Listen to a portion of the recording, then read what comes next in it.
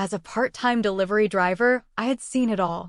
From late-night cravings to strange orders, nothing seemed to surprise me anymore. That was until I received an order at 11:59 p.m., just as I was about to clock out. Delivery to 132, Shadow Lane. Read the note on my phone. Shadow Lane? I had never heard of it before, and I knew the town like the back of my hand. The directions led me to the outskirts, where the familiar streetlights faded, replaced by an eerie darkness that seemed to swallow the night. My GPS struggled to locate the address, but eventually it directed me to a narrow, winding road flanked by dense, ancient trees.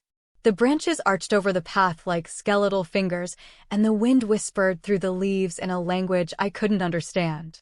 As I drove deeper into the forest, an unsettling feeling gnawed at my gut. The road seemed endless, and my headlights barely pierced the thick fog that had begun to roll in. Just as I considered turning back, I saw it, a dim, flickering light in the distance. The house at 132, Shadow Lane, was unlike any I had ever seen. It stood tall and foreboding, with ivy crawling up its weathered stone walls. The windows were dark and empty, like hollow eyes watching my every move.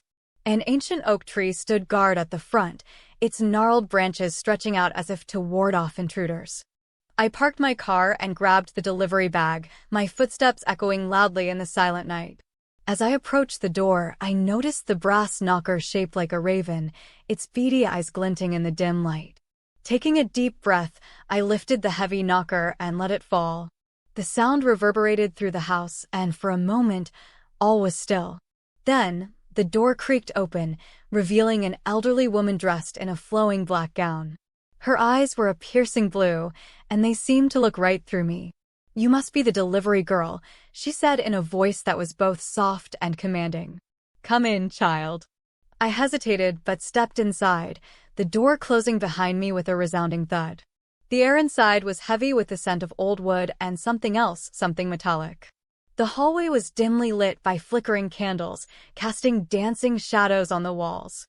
The woman led me to a grand dining room, where a long table was set for a feast. Plates of food I hadn't delivered were already laid out, steaming and fresh. She gestured for me to sit, but my instincts screamed at me to leave. "Please, stay and dine with us," she said, her eyes never leaving mine. "Us?" I asked, my voice trembling. "Yes, my family will join us shortly," she replied with a smile that didn't reach her eyes. Suddenly, I heard footsteps echoing from the hallway. I turned to see figures emerging from the shadows, men, women, and children, all dressed in attire from different eras. Their faces were pale, their eyes hollow, and their movements slow and deliberate. I felt a chill run down my spine as they took their seats at the table, their gaze fixed on me. The room grew colder, and the candle flames flickered wildly. "I think I should go," I said, rising from my chair. "Nonsense," the woman said, her voice firm. "You can't leave now." I backed away, but the door slammed shut, trapping me inside. The family began to chant in a language I didn't recognize, their voices growing louder and more insistent.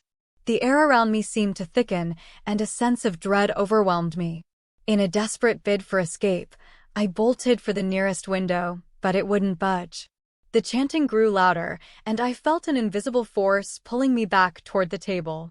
Panic set in as I realized I was trapped in a nightmare with no way out. Just as I thought all hope was lost, the front door burst open, and a blinding light flooded the room. The chanting stopped abruptly, and the figures recoiled, hissing and snarling. I shielded my eyes, struggling to see what was happening. A voice called out, "Run! Get out of here!" Without thinking, I sprinted towards the open door, the light guiding my way. I didn't look back until I was safely outside, gasping for breath. The house loomed behind me, silent and dark once more. I jumped into my car and sped away, my heart pounding in my chest. As I reached the main road, my phone buzzed with a new message. I glanced at the screen and saw a single word: deliver. Terrified, I threw the phone onto the passenger seat and kept driving, vowing never to return to 132, Shadow Lane. To this day, I don't know who or what placed that order. But one thing is certain: some deliveries are better left undelivered.